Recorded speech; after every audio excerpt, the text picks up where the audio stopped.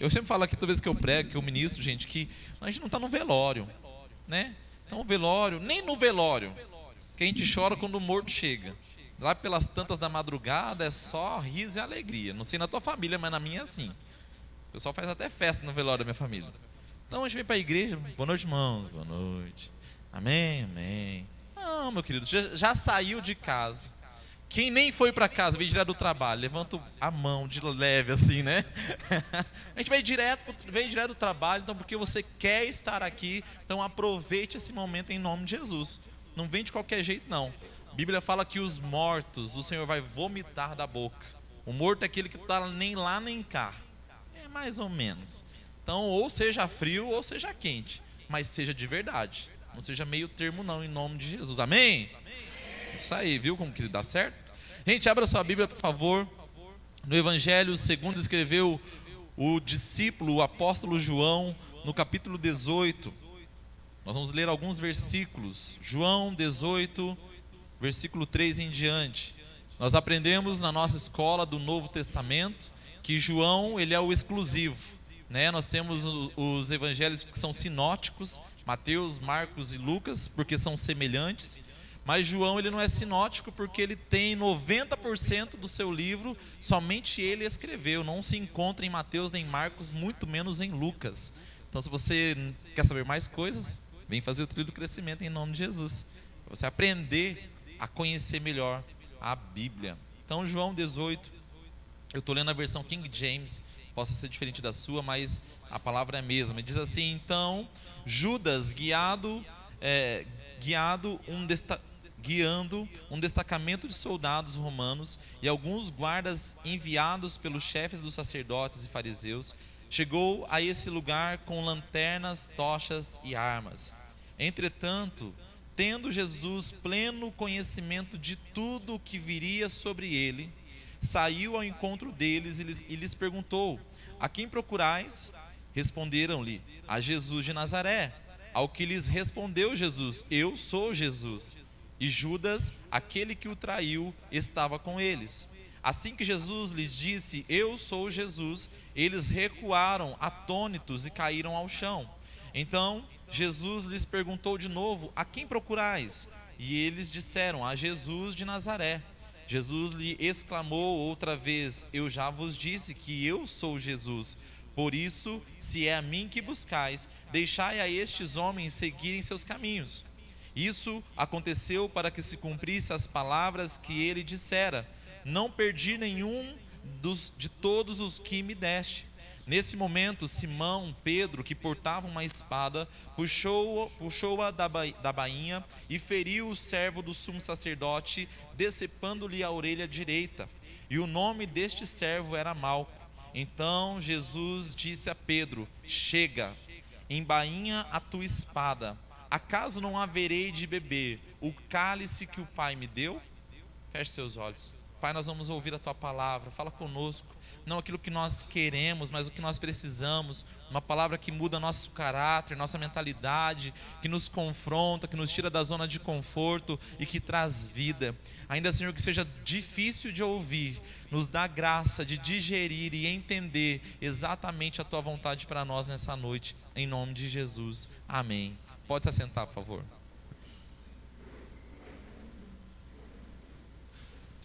Algumas palavras que Deus dá para nós não são palatáveis, não é gostoso. Tem hora que Deus fala conosco e é uma palavra de vitória, de triunfo, de conquista, de esperança, de fé, de amor, de tantas coisas boas que Deus pode falar. Mas tem algumas palavras que Deus fala com a gente que elas são difíceis até para a gente que está ali preparando a palavra, digerir. E essa palavra, na verdade, eu já tenho no meu coração há alguns anos que Deus falou comigo, pessoalmente, com o Michel. E esses dias atrás, ela veio de novo no meu coração e não é uma das palavras mais fáceis de se pregar, tanto para se ouvir quanto para se pregar. Porque quando nós pregamos, né, nós não falamos a vocês, nós falamos a nós, a igreja. Então o pregador também se inclui nessa mensagem. E João 18, versículo 3 ao 11, relata talvez um dos momentos mais conhecidos de toda a história do cristianismo, talvez um um dos mais importantes, com certeza. Até 2 semanas atrás nós encenamos aqui de uma forma simples, obviamente, mas esse momento onde Jesus ele está com seus discípulos Pedro, Tiago e João, estão no jardim do Getsêmani numa madrugada de quinta-feira, e então os seus algozes, aqueles que vão prendê-lo, e o traidor Judas chega ali no romper da noite para prender Jesus, para levar Jesus até o seu sacrifício, até o final da sua história que nós já conhecemos. E como é muito conhecida, também os personagens que estão envolvidos são muito conhecidos. Jesus, claro, né, o protagonista, mas temos também Judas, aquele que traiu Jesus, e com certeza um dos personagens mais odiados de toda a Bíblia. Depois de Lúcifer, acho que Judas está ali pareio. Tanto que nós temos a cultura de malhar Judas, né? Então na sexta-feira ali nós malhamos o Judas, nós, né, tacamos fogo, porque é uma figura que nós não temos apreço nenhum, porque Judas traiu Jesus. Quando Jesus estava na última ceia, você sabe disso, eu creio nisso, ele está à mesa com seus discípulos, ele diz: olha, um de vocês vai me trair, um de vocês é aquele que o diabo tomou o coração e vai ser o meu traidor. Judas estava contado com os discípulos. Judas viu Jesus ressuscitar a Lázaro. Judas viu Jesus andando sobre as águas. Judas viu Jesus multiplicando pão e peixe, alimentando a multidão. Judas ouviu o sermão da montanha. Judas comeu com os discípulos, comeu com Jesus, andou com Jesus, mas ainda assim se tornou traidor. Ainda assim foi aquele pelo qual se cumpriu a palavra, que deveria ser traído, sim. Mas um homem que teve o privilégio de caminhar com Jesus, estar com ele face a face, de ouvir a sua voz nitidamente, ainda assim se precipitou e o seu final foi desastroso. Primeiro ponto que eu quero trazer para nós essa noite, diga para quem está do seu lado: estar não é o suficiente. Estar na igreja não é suficiente. Não precisa falar não, é só para você ouvir essa. Estar na célula não é suficiente. Estar no jejum de 21 dias não lhe será suficiente. Porque Judas estava com os discípulos, Judas estava perto de Jesus, Judas estava ouvindo as mesmas mensagens que todos ouviram, Judas estava vendo os milagres que todos viram. Entretanto, o estar não lhe foi suficiente. E tem gente que acha que apenas porque está indo à célula está legal, porque eu estou num culto de oração, olha como eu sou crente, aleluia. Domingo passado eu participei da ceia, olha só como eu sou espiritual, eu estou. Mas você estar não te dá direito, não te transforma em um verdadeiro discípulo de Cristo. Se você montar, armar sua cama lá na garagem da sua casa, você vai ser um carro? Alguém está com dúvida? Se você dormir na garagem da sua casa por 7 dias, você vai se tornar um carro? E alguns de nós acham porque estão na igreja de segunda a segunda, já são crente. Estão na igreja de segunda a segunda, participa da célula, faz parte do núcleo, é líder de célula, é líder de ministério na igreja e está achando que está abafando. Mas deixa eu dizer, você só está, mas ainda não é. E quando você está, mas não é, tudo que você faz, ou tudo que acontece ao teu redor, não tem poder para transformar a tua vida. Porque Judas estava, mas não permitiu o seu coração se abrir para Cristo. Judas estava, mas entendia, olhava para Cristo como um homem comum. Quando Jesus começou a pregar a respeito do reino, é chegado o reino de Deus, Judas na sua mente pensava o quê? Um reino político. Judas, ele era Judas Iscariotes, ele veio de Iscários, que era uma região onde os judeus daquela região eram revolucionários. Eram homens que estavam envolvidos lá na guerra dos Macabeus. Se você tem um pouquinho de história, se você não tem, vem para o trilho do crescimento que você vai aprender. Lá na guerra dos Macabeus, os Iscários estavam lá. E deste povo, dos Iscários, saíram os Iscariotes, e Judas, ele era um revolucionário nato. Então ele se aproxima de Jesus, ele começa a caminhar com Jesus, porque ele enxerga em Jesus um líder político. porque ele enxerga em Jesus alguém que vai tomar o reino e vai governar agora sobre os romanos, e vai ser um homem extraordinário. E quando Jesus diz o reino de Deus está chegando, ele pensa nas coisas da terra. Nós estamos na igreja, nós estamos na célula, nós estamos nos núcleos, nós estamos no jejum da vitória, nós estamos aqui nessa noite, mas continuamos pensando nas coisas da terra. Ah, porque eu não sou reconhecido? Ah, porque eu não sou aplaudido? Ah, porque ninguém vê o meu trabalho, ninguém vê o meu esforço. Quão injustiçado eu sou, quão pequeno eu sou, ninguém me ama. Está, mas não é. Porque aquele que está inserido verdadeiramente em Jesus, aquele que está enxertado na videira verdadeira, ele produz na sequência daquilo que Cristo é. Quer saber? Quer conhecer alguém? Olhe os frutos. Ouça o que a pessoa fala, porque a boca fala o que o coração está cheio. Às vezes pode ter a maquiagem perfeita, pode disfarçar perfeitamente, sorrisinho, paz, irmão, glória a Deus, pastor, mas quando abre a boca denuncia. Quando você vai ver, os frutos não estão lá, ou os frutos que estão revelam realmente a sua natureza. Apenas estar não é o suficiente. Judas se frustrou com Jesus quando Jesus começou a dizer que mais claramente, mais abertamente, que ele deveria morrer. A gota de água para Judas foi na ceia, na última ceia, quando Judas está na mesa. Ele fala para os seus discípulos: eu vou morrer, é necessário que eu morra. Sabe, Judas é aquela pessoa que está dentro da igreja, está inserido, está ali envolvido, mas ainda continua procurando os seus próprios desejos, os seus próprios sonhos, as suas próprias vontades. E deixa eu te dizer uma coisa, meu querido, por experiência própria: a nossa vontade quase nunca será a vontade de Deus, porque eu penso como homem, eu quero as coisas como homem, eu tenho os desejos da minha carne. E deixa eu te dizer mais uma verdade: a palavra de Deus não vai se ajustar ou se amoldar à tua vontade. Bem pelo contrário, a palavra diz: deleita-te no Senhor e Ele concederá os desejos do seu coração. E alguns acham que deleitar no Senhor é o quê? Vou agradar ao Senhor, e então Ele vai fazer o que eu quero. Não, não é isso. Deleitar-se no Senhor é estar tão próximo, tão perto de Deus, da sua palavra, do seu Espírito, a ponto de que a minha vontade será a mesma vontade que a dele. Contudo, não seja feita a minha vontade, mas a tua.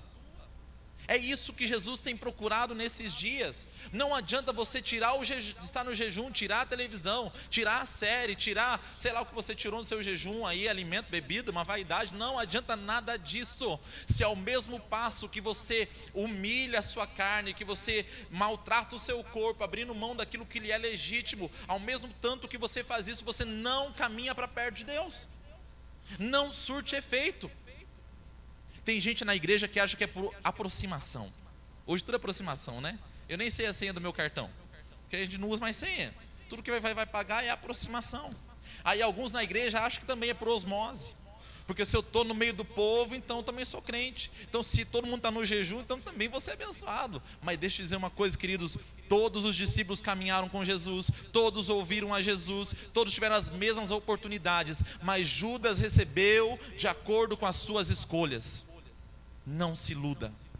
Estar na igreja, estar em uma célula, não te faz crente, não te faz participante do ministério de Cristo. E eu vou confessar para você o meu pecado. Eu já fui para a célula várias vezes, obrigado. Quando eu cheguei na igreja, então, misericórdia, que eu queria cantar no louvor, sempre quis cantar, e bora. E o pastor Eduardo: não, para você cantar no louvor, você tem que participar de uma célula. E eu estava na célula. Quantas células eu fui obrigado? Chegava na célula, não comentava nada, não participava do estudo, mal cumprimentava os irmãos, ficava caladinho na minha, porque eu só queria estar no louvor. E aquele tempo não me gerou nenhuma mudança, não me gerou nenhuma transformação, não me gerou coisa alguma, porque eu estava em um lugar, mas com a motivação errada. Judas estava no ministério com Cristo, mas com a motivação errada. E é interessante que nós lemos ali que Jesus, sabendo de tudo que estava para acontecer, Jesus sabia tudo que estava para acontecer. Ainda assim, Jesus incluiu Judas no seu ministério. o traidor. Você acha que Jesus foi pego de surpresa? Meu Deus, oh não, oh não, oh não, não. Você acha que Deus se surpreende com alguma coisa?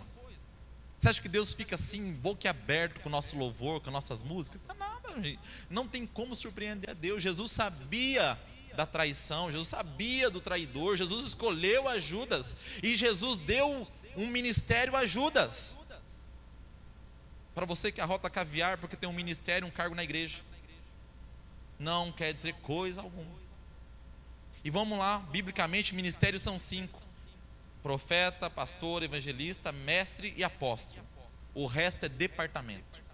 Departamento de música, departamento de dança, departamento de mulheres, departamento dos homens. Agora, ministério, são apenas 5. Louvor não é ministério, dança não é ministério, trabalhar com as crianças não é ministério. Ministério, a palavra ministério significa serviço. Então por isso que a gente usa que é mais bonito. Então eu sirvo no louvor, eu sirvo na dança, eu sirvo no ministério infantil. Mas não se deslumbre com o tema, com o ministério, porque Judas tinha um ministério dado pelo próprio Cristo. E se Jesus não desse esse ministério a Judas, talvez nós não o conheceríamos na realidade de quem era Judas. Tem pessoas que Deus dá um ministério apenas para revelar o seu próprio coração. Não adianta querer tapar o sol com a peneira.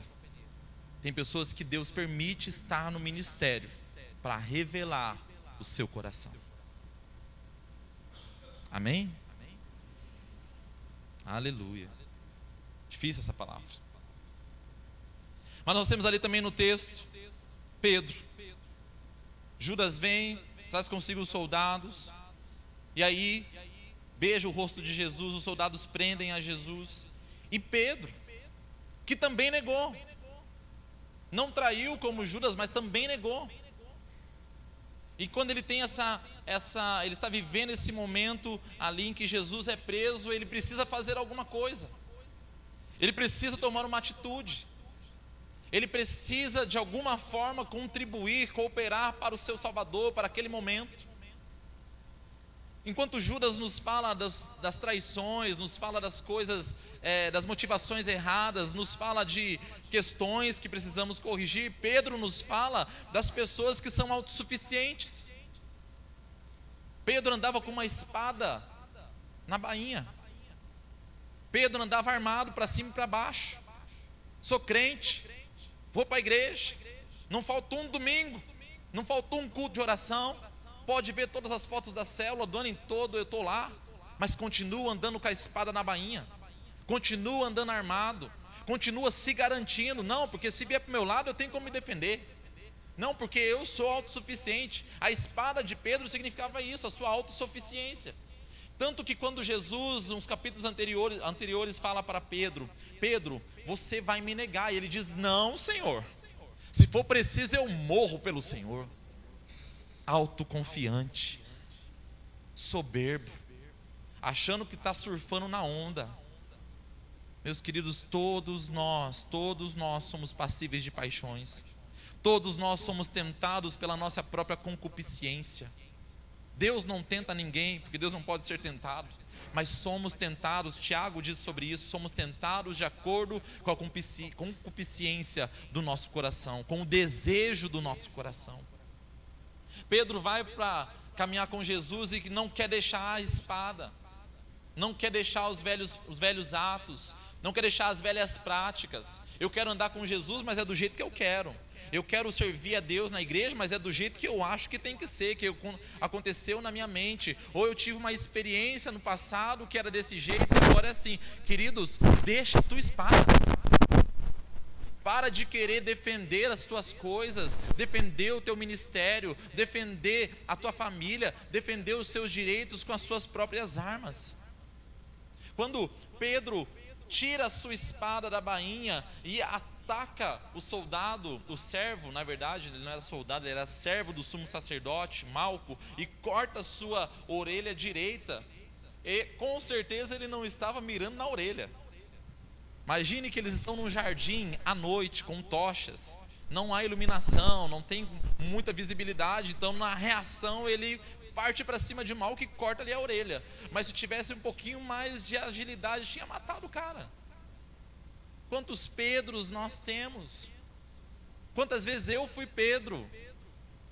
E ainda por essa carne que nós ainda vivemos, ainda assim tem dias que eu sou Pedro, com a espada, cutucando o outro, cortando a orelha do outro, ferindo o outro.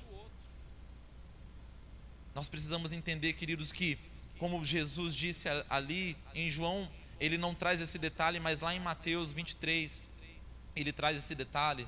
Mateus 26, ele traz um ponto bem importante que Jesus diz a Pedro: aquele que vive pela espada, por ela também morrerá. Aquele que vive ferindo, aquele que vive pronto para atacar, aquele que está com Jesus, mas continua carregando as suas próprias armas, vai sobreviver, mas mais cedo ou mais tarde vai morrer pela mesma espada. Pedro está armado, e a sua arma fala sobre o seu coração autoconfiante, a sua soberba. Lembra do Pedro que está armado com uma espada na mão? Minutos atrás estava lá no Getsêmani e Jesus está indignado com os discípulos, dizendo: olha, vocês não conseguiram orar comigo nem sequer uma hora. Tem muita gente que não está orando, mas está com a espada na cintura, está com a espada na língua. Nós precisamos, meus queridos, entender isso, que é melhor a gente orar do que estar armado. É melhor a gente estar no momento com Cristo, ainda que seja num Getsêmani, ainda que seja num momento difícil, é melhor estar com Cristo nesse lugar de agonia, de gotas de sangue, de aflição de alma, de amargura. É melhor estar nesse lugar do que estar armado. Deixa as tuas armas. Sabe quando nós estamos armados, nós estamos dizendo para Deus o quê? Não, Deus, dá licença, Senhor, mas deixa que agora eu resolvo do meu jeito, sabe? E eu me identifico, porque eu sou sanguíneo, sou explosivo, eu já quero saber o que aconteceu, quem falou, quem não falou, chama fulano, senta aqui, vamos conversar, você falou tal coisa, ele não falou, meu jeito. Mas deixa as suas armas. Não precisa defender Jesus, não precisa defender nada. Tanto que quando Pedro corta a orelha de Malco, a atitude de Jesus é o quê? Restaurar a orelha do querido, do servo do sumo sacerdote.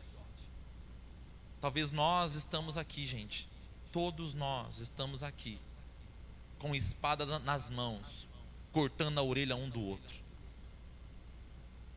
E eu confesso meu pecado.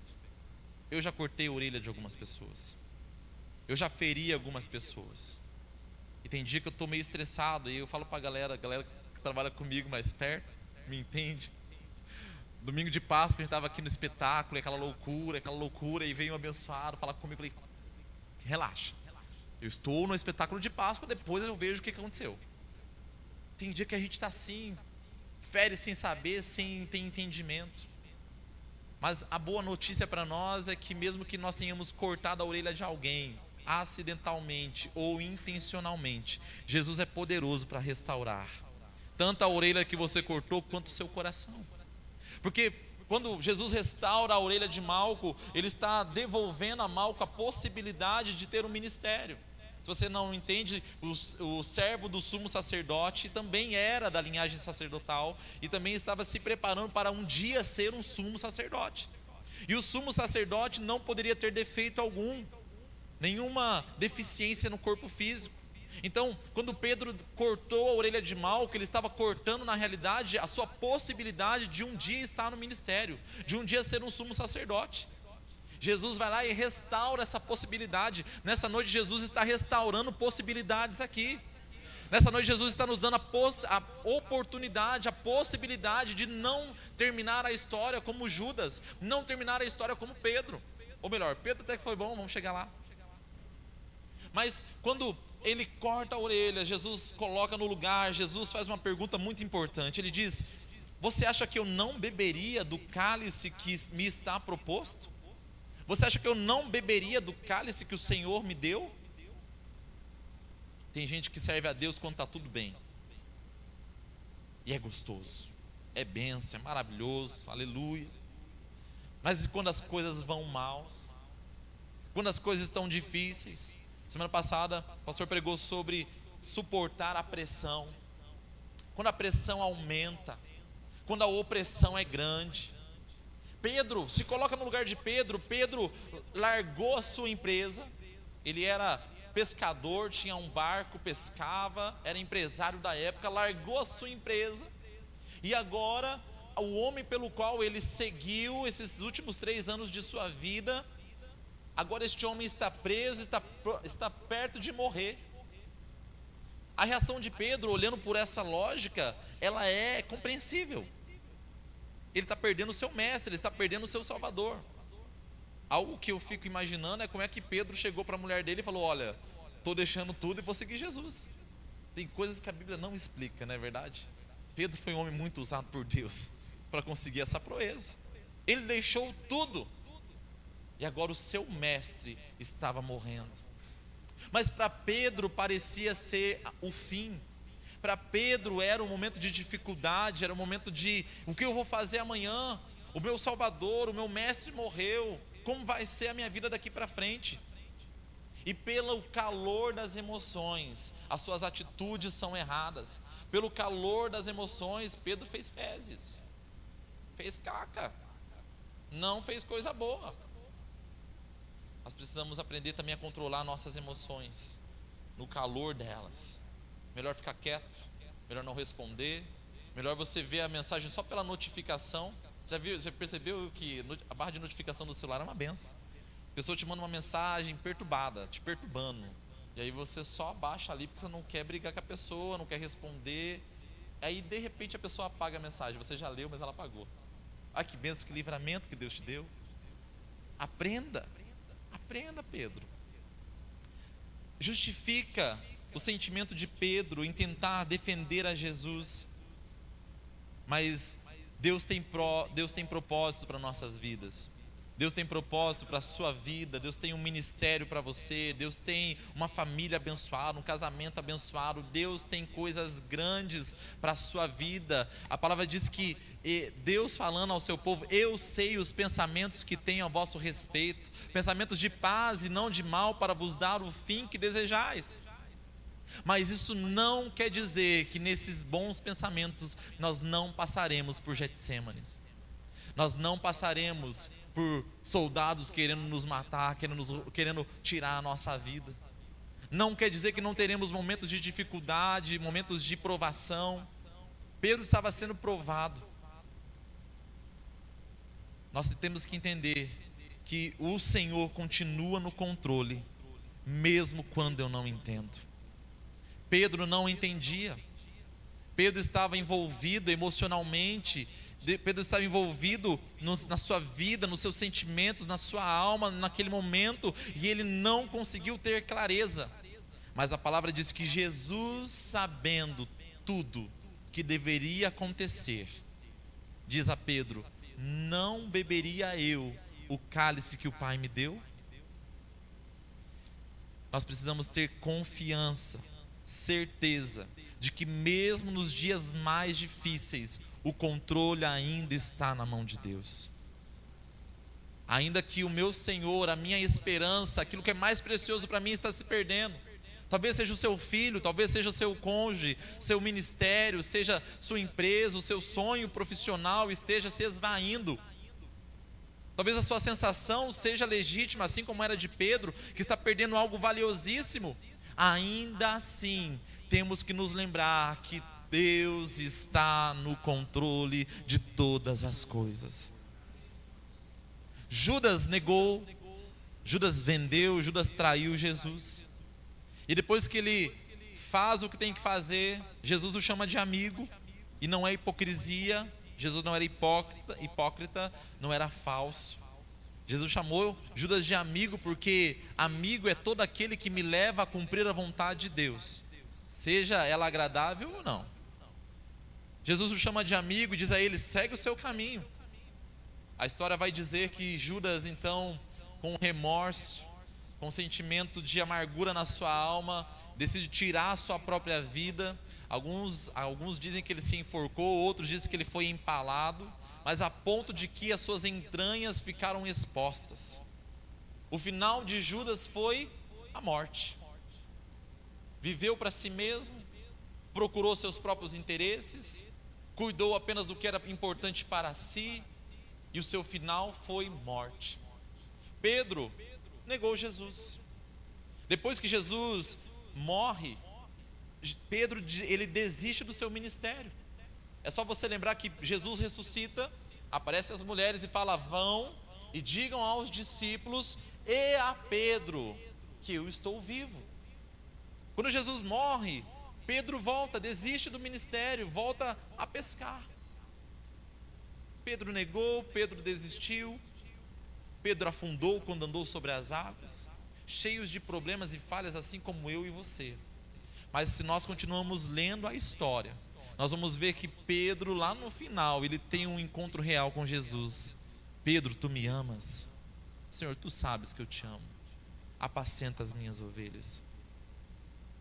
O fato não tão agradável é que todos nós carregamos um pouco de Judas e um pouco de Pedro. Eu não. Será que você está um santo assim? Às vezes a palavra do altar vem rasgando nosso coração, moendo, macetando, quebrando todos os nossos ossos. E aí tem os irmãos que falam assim: nossa, você achou mesmo que a palavra foi tão forte assim que eu não senti nada? Você está com problema, irmão? Se todo mundo, não sei, eu não vou julgar. Mas reveja. Pedro também negou. Pedro também falhou. Pedro também errou.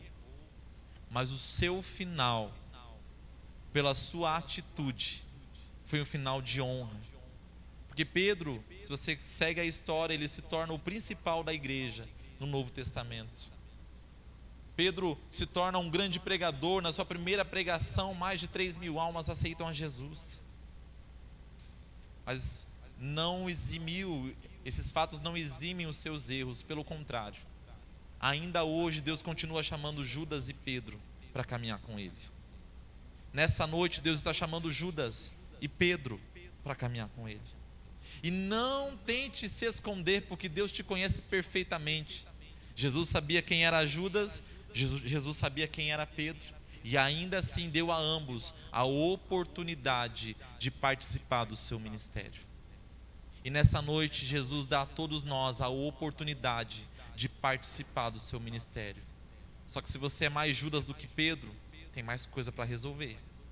E se você não se resolver a tempo, seu final é morte. Se você é Pedro, é ruim também. Tem muitas coisas boas, né? Pedro era ousado, Pedro era um homem para frente, sanguíneo, aleluia, me identifico muito com Pedro. Mas também tinha muitas coisas a serem melhoradas. O final é que Pedro entendeu. Judas poderia ser o primeiro a ser abençoado pelo sacrifício da cruz, se arrependesse dos seus erros, do seu pecado. Mas em vez disso ele abraçou a morte. Pedro, entretanto, todavia, no final da sua história, disse: Senhor, tu sabes que eu te amo. Um momento de fraqueza, irmãos, um momento de deslize, não determina o final da tua história. Agora, a decisão que você não toma hoje, decide se o final vai ser uma sepultura ou se vai ser servindo ao Senhor e pregando e levando a palavra e sendo usado por Deus. Só que a decisão, ela é tomada individualmente. É você quem faz a sua escolha. Você pode continuar murmurando, lamentando, usando a sua espada da rejeição, usando a sua espada do que eu não sou reconhecido. Nós não somos IML. Diga para quem está do seu lado: a igreja, diga, a igreja não é IML. Aleluia. Os corpos que estão aqui estão todos vivos, amém?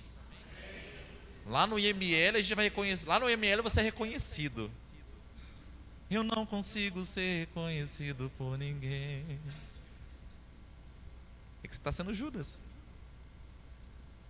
Há um pouquinho de Pedro. Palavra difícil, né, gente? Pode dizer um amém? Mas o Deus que nos corrige é o Deus que nos ama. E Ele não quer que nenhum dos seus se perca. É a oração sacerdotal. Deus, que nenhum destes que o Senhor tem me dado se perca. Que nós possamos cumprir o chamado de Deus com todos os desafios que teremos, com todas as batalhas que enfrentaremos. Já enfrentamos e ainda vamos enfrentar até o último dia das nossas vidas. Mas que nós possamos ter um final da história que louve ao Senhor. Mais importante que o começo é o final das coisas. É como no final você vai ser lembrado. Não adianta você começar muito bem, fluindo, crescendo, dons, ministério, papapá, e no final ser desgraça. Que nós possamos entender a palavra de Deus nessa noite. Fala para a pessoa que está do seu lado aí, olha nos olhos dela, diga para ela: chega, sustenta as tuas gracinhas. Você disse que ia até o fim. Fala, você disse que ia até o fim. Então vai direito. Se endireita. Em nome de Jesus, fica de pé.